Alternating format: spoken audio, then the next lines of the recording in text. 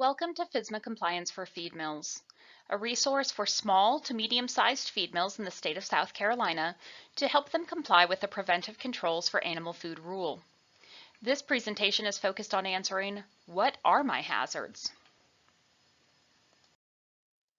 As we have described in previous videos, feed and ingredient manufacturers must have documented training of their employees, follow current good manufacturing practice requirements, and have a written food safety plan. The written food safety plan has two key components. The first, the hazard analysis, identifies hazards that are likely to occur in ingredients, such as aflatoxin, that may occur in a facility if it's utilizing corn. The hazard analysis also identifies hazards that may occur during the process itself, such as metal in finished product, because the manufacturing equipment includes moving metal parts. These hazards must be evaluated for both severity and probability. If the combination of severity and probability is high, the hazard may require preventive control. In this case, the description of the preventive control and its management components, as well as a recall plan, are then required by the facility. The first part of the food safety plan, though, is to identify and evaluate those hazards, and that's the intent of this presentation. There are a variety of different types of hazards. As the rule describes, a facility must identify any known or even reasonably foreseeable hazards and then evaluate them for their probability of occurrence within the facility or the type of product being produced, and evaluate them for their severity to animal or human health if they were to occur. These hazards must be controlled in a way that is either observable or documented. For example, metal is frequently identified by South Carolina feed mills as a known or reasonably foreseeable hazard. This should be logical because many of our facilities use equipment with moving metal parts. During the hazard evaluation process, most facilities determine that a magnet sufficiently controls for the potential of metal. Employees can be observed checking the magnet on a regular basis, and in a best practice environment, there's even documentation that the magnet has been checked on a daily or weekly basis or however frequently as prescribed. Occasionally, there may be a known or reasonably foreseeable hazard that is both severe and probable. In that case, the hazard requires a preventive control. Those hazards must be identified and controlled with management components that are very well documented, and the presence of a hazard requiring a preventive control means that the facility must have a recall plan. For example, if metal occurrence is a hazard significant enough to require a metal detector in a feed mill, the metal detector is typically considered to be a preventive control. It's a type of control that can be verified, meaning that we can have records that confirm that it's always running and that any product that's produced and goes through the metal detector at any given time has occurred while the metal detector was working. And it can also be validated, meaning that we can ensure that a specific size or type of metal can be picked up and detected by that metal detector. Careful records of this verification, validation, and of any product going through the metal detector must be maintained at all times. And that's really the difference between a hazard requiring a preventive control, like a metal detector, versus a hazard that does not require a preventive control, but still requires control in some manner, such as a magnet. Sometimes facilities are reluctant to identify any known or reasonably foreseeable hazards. Don't hesitate to identify them. If they might happen, it's better to list that hazard is potentially reasonably foreseeable than to ignore it altogether. It may not be probable or it may not be severe, and so it may not require a level of control such as a metal detector, but it's important to still have the concept of understanding that hazard has been identified and we have some level of control over it. These hazards can occur from a number of different locations and sources. The most obvious source of hazards are the ingredients themselves. Ingredients can bring in the hazard, like grains that have the potential to bring fumonisin or aflatoxin into the feed or into the feed mill. However, there are also hazards that may be brought in by people, vehicles, the equipment, environment, or even pests. These are all common sources of hazards, and the purpose of the current good manufacturing practice requirements is to limit those environmental and equipment sources of hazards as much as possible.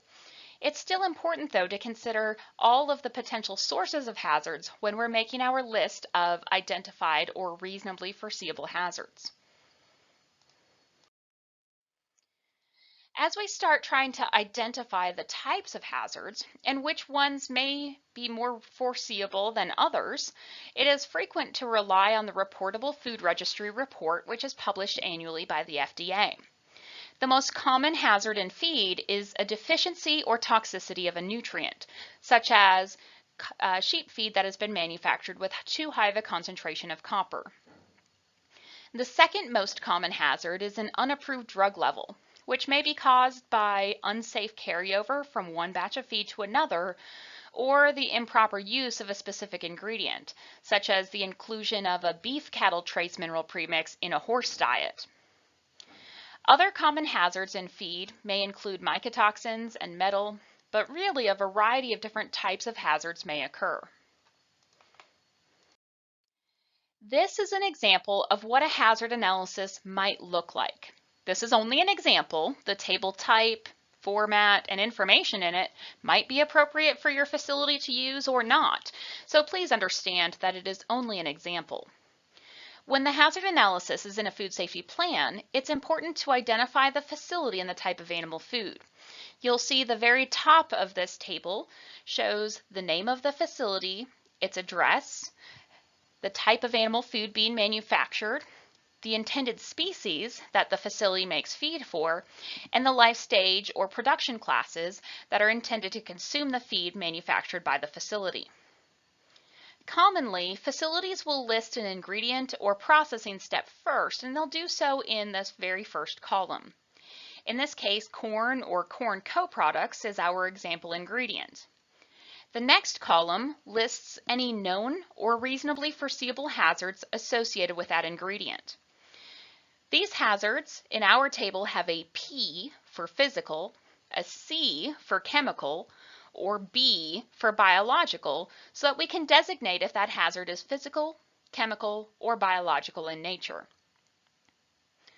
The first row has a physical hazard called foreign material. Foreign material may include anything such as rocks, sticks, or even large cob fragments that may occur in corn just by the nature of how we harvest and transport the ingredient to facilities. The severity of this hazard is very low. However, there is a moderate probability.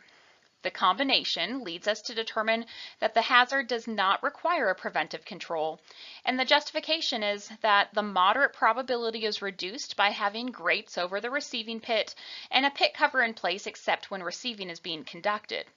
But more importantly is that the hazard has a very low severity to impact human-animal health, and there is no known impact to human health at all.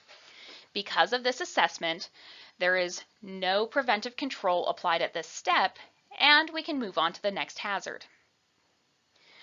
The next hazard listed is aflatoxin and other mycotoxins. Aflatoxin and other mycotoxins have a low severity of illness to humans or animals if the hazard were to occur, and a moderate probability of occurrence in South Carolina. In this case, the Preventive Controls Qualified Individual determined that a preventive control was not required. This low severity is due because animal health may be impacted, but there's little pass-through risk in the meat tissue for the types of species that this facility manufactures product for. The justification also lists that the mycotoxin management prerequisite program reduces the probability of this hazard to a moderate level as it refers to Appendix D1. In this case, the food safety plan would have an appendix describing how the facility manages these mycotoxins in corn. Finally, facilities must establish and implement a food safety system collectively.